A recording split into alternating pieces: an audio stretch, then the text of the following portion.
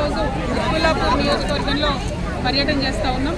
మరి కుత్బుల్లాపూర్ నియోజకవర్గం అంటే కొత్తగా పేరు మార్చి కబ్జాలాపూర్ అని చెప్పి ఏమన్నా పేరు పెట్టాలేమో అనే పరిస్థితి ఇక్కడ కనబడుతున్నది.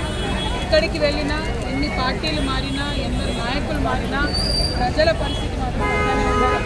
వసతులు లేనటువంటి పరిస్థితి అడుగడుగునా కనబడుతుంది. ఆఖరికి మేము కొన్ని గల్లీలలో బస్తీలలో తిరుగుతుంటే వందలగడ్డ కోసం ఇచ్చిన 2 ఎకరాలను కూడా కబ్జా పెట్టినటువంటి నాయకులు ఇక్కడ కనబడుతున్నారు.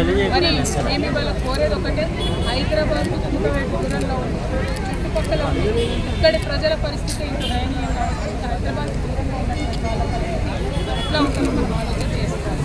2, ఏవైతే చుట్టూ కెమికల్ ఫ్యాక్టరీలు ఉన్నాయో వాటి నుంచి వచ్చేటటువంటి పొల్యూషన్ ఉందో, అదేవిధంగా చాలా medical colleges, Malla Reddy medical college నుంచి కూడా వచ్చేటటువంటి వేస్ట్ ఏదైతే లింగం చెరువు లాంటి చెరువులలో నింపుతూ ఉన్నారో వాటికి జవాబుదారీగా ఏంటి అన్నది ఇంతవరకు ఎవరు మాట్లాడటం లేదు.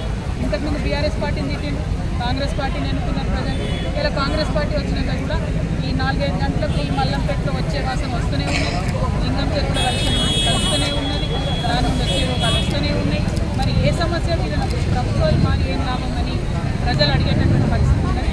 ఇవాళ జనం బాట పేరుతోని జాగృతి చేస్తున్నది ప్రతి చోటికి వెళ్ళడం, సమస్యలు తెలుసుకోవడం, అధికారుల దృష్టికి తీసుకురావడం, వారి మీద ఒత్తిడి పెంచడం, తద్వారా దాన్ని పరిష్కరించే ప్రయత్నం చేయడం. ఇక్కడ మల్లంపేటలో కూడా ఇప్పుడు ఈ 100 ఫీట్ రోడ్ చేస్తామని చెప్పి ఏదైతే ఇల్లు పోగొట్టే వాటి మీద కూడా ఖచ్చితంగా పోరాటం చేస్తామని ఈ సందర్భంగా తెలియజేస్తున్నాం. 30 మందికి దాదాపుగా షాపులు, ఇండ్లు మొత్తం పోతున్నాయి. వాటి వెంట పడతాం. ఎందుకు మరి కాంపన్సేషన్ ఇస్తలేదని కూడా అడుగుతాం. భూమికి భూమి ఇవ్వాలని ప్రజలు అడుగుతున్నారు. దానికోసం కూడా ప్రయత్నం చేస్తాం. అనేక సమస్యలు ఉన్నాయి. మా ఆడబిడ్డల్ని 1,000 మంది మహిళల్ని కోటీశ్వరం చేస్తామంటున్నారు ముఖ్యమంత్రి గారు. కానీ ఆ మహిళలు గ్రూపుల వాళ్ళు కూర్చొని మాట్లాడుకోవడానికి కనీసం మహిళా భవనం లేనటువంటి పరిస్థితి. ఇక్కడ అలొకేషన్ అయ్యి 7 సంవత్సరాలు అయిపోయింది. ఆయన డబ్బులు 40 లక్షలు శాంక్షన్ 5 సంవత్సరాలు అయిపోతుంది. కానీ ఇంతవరకు బిల్డింగ్ మాత్రం కట్టలేదు. సో ఈ నిర్లిప్తతను, ఈ నిరాసక్తతను, ప్రభుత్వంలో ఉన్నటువంటి జడత్వాన్ని వదిలించడానికే జాగృతి జనం బాట పట్టింది. ప్రజలు పెద్ద ఎత్తున వచ్చి వాళ్ళే మాకు సమస్యలు చెప్తారు. ఆ సమస్యలు పరిష్కరించడం కోసం చిత్తశుద్ధితో పనిచేస్తారు. జై తెలంగాణ.